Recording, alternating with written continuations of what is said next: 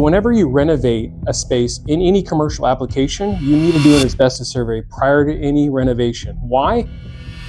Hi, my name is Eric at MSE Environmental, and right now I'm actually going to be doing an asbestos survey on a commercial retail facility. So come along with me and learn how and why we need to do asbestos surveys. This is actually a retail space here in the parking lot. You got a lot of retail spaces here, and a lot of these spaces are used for different types of businesses. So let's go inside this location. So this is actually the dental office.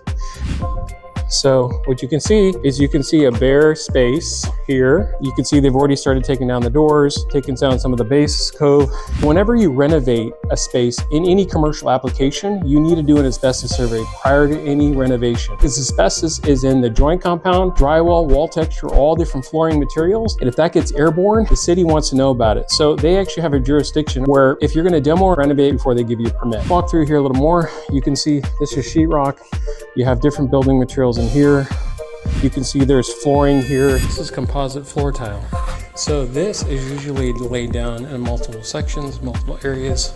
And you can see it's laid down here flooring, but a lot of times too, what they do is they put that on top of black mastic. The black mastic doesn't stick to this. You can see there's acoustic ceiling tiles, a lot of different building materials. This is vinyl composite ceiling tile, and this is made of cellulose. This is normally hung in the ceilings. So anytime that they're renovating this, we always have to pull samples of the composite ceiling tiles to make sure there's no asbestos in there. As well as we have to make sure there's nothing in the base cove in the glue.